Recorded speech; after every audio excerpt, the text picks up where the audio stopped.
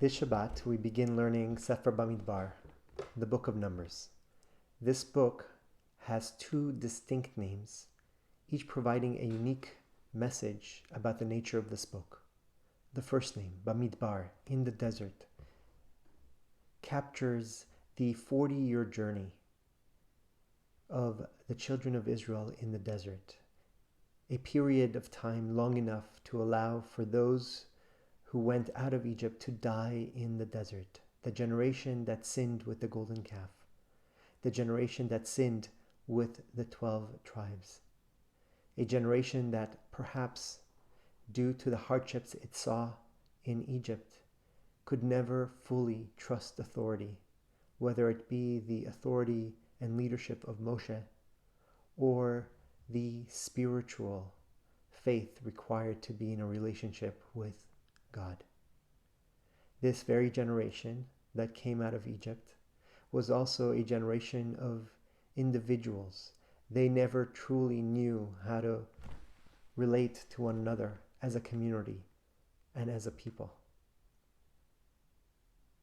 The other name, Sifrei, or literally numbers, is given to this book due to the two census that occur in the book. The first in chapter 1, the very opening of the book, and the second in chapter 26.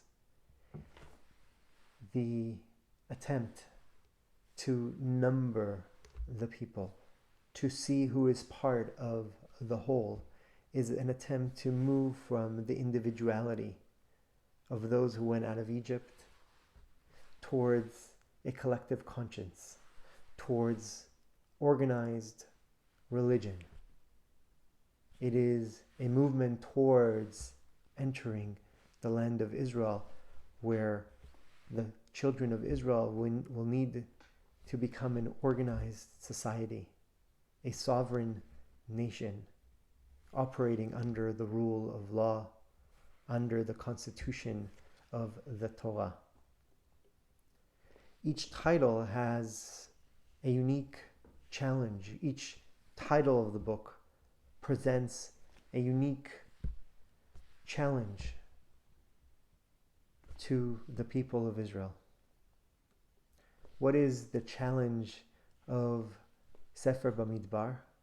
In the book of Job we read, the desert is a land of darkness, like darkness itself, the shadow of death without orders, and where the light is as darkness. The desert is a return to tohu vavohu. It's about chaos. What happens during these journeys in the desert? What happens in the book of Bamidbar? Jethro leaves. Miriam questions the leadership of Moshe.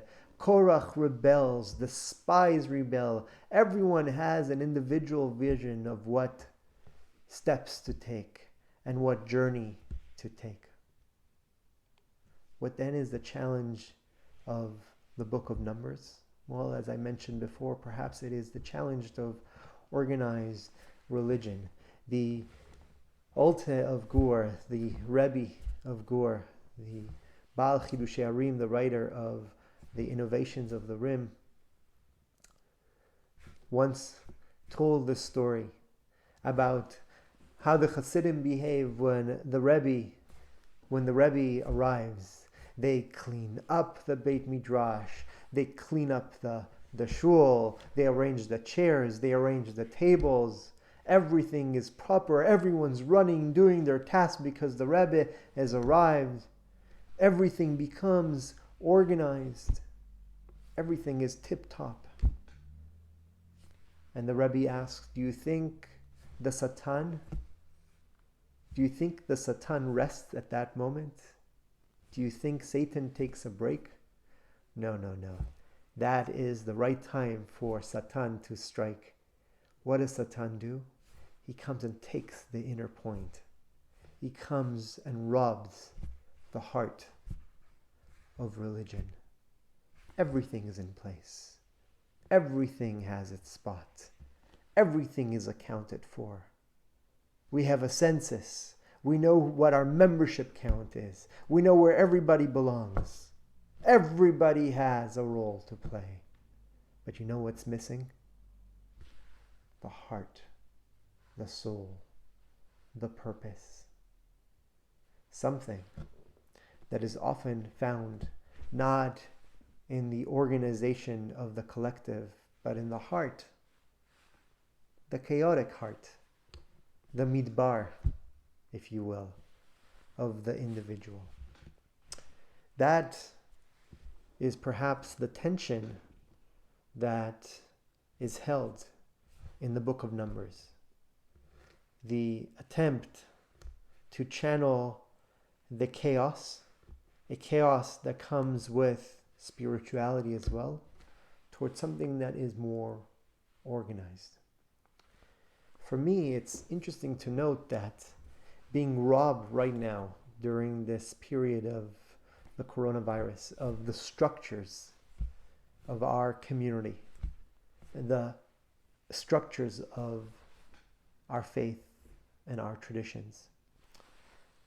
This taking away of the things that are organized about our religion provides us, I think, with a unique opportunity to seize upon the things that are less organized, the things that are more chaotic or spontaneous about our spiritual practice.